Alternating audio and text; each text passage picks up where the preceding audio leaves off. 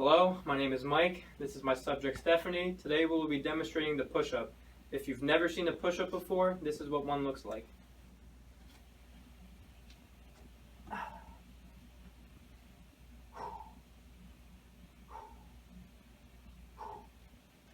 Okay, so you want to start on the ground.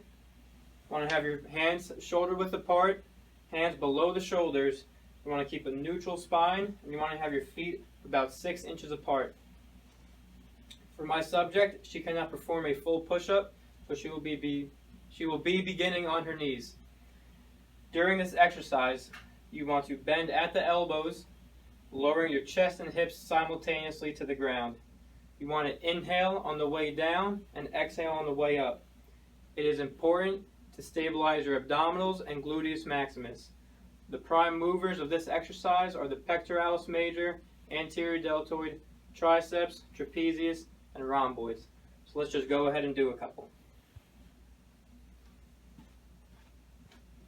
Good. Couple more.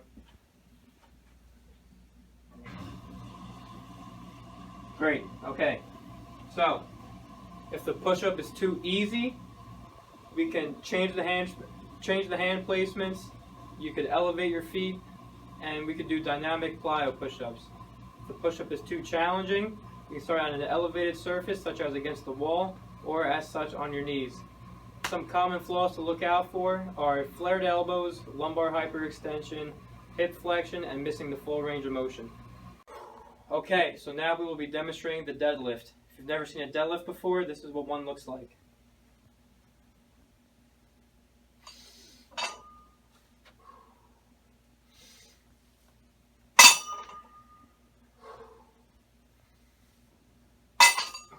Okay, so when approaching the bar, you want to have your feet shoulder width apart.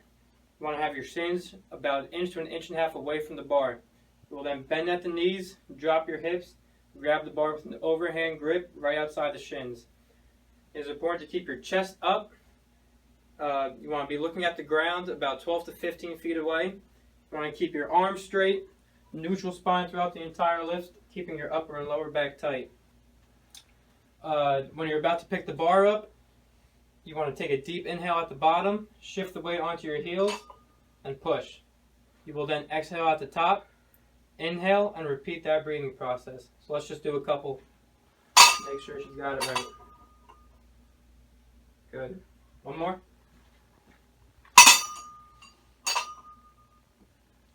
Perfect. Now it is important for the knees and hips to extend simultaneously. The prime movers of this exercise for hip extension are the gluteus maximus. Prime movers for the knee extension are the quadriceps. The synergist muscles are the bicep femoris, semitendinosus, semimembranosus, and adductor magnus. If the deadlift is too easy, go ahead and throw some weight on. If the deadlift is too challenging, we can elevate the height of the bar, or we can use a kettlebell or a trap bar.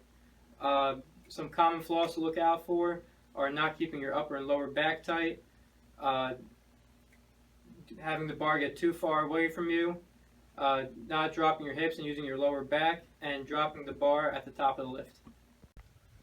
Okay, so now I will be demonstrating the pull-up. If you've never seen a pull-up before, this is what one looks like.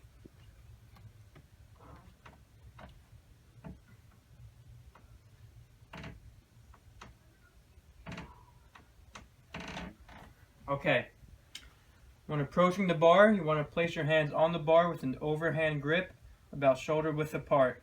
You want to start from a hanging position with minimal elbow flexion. You want to stabilize your scapula and your abdominals, keeping the entire body rigid. When pulling up, you want to drive your elbows down and back. You want to inhale on the way up, bringing yourself about eye level with the bar, and then exhale at the top and on the way down. The prime movers of this exercise are the latissimus dorsi, and the synergist muscles are the biceps, posterior deltoid, and rotator cuff muscles. If you can't do a pull-up, there's many ways to progress into one. You can start with the lat pull down. You can do assisted partner pull-ups or with a band, or you can drop the height of the bar and do inverted rows. If the pull-up is too easy, we can add some weight on, or we can do isometric holds. Some common flaws to look out for are swinging and kipping, and your elbows coming forward instead of down and back.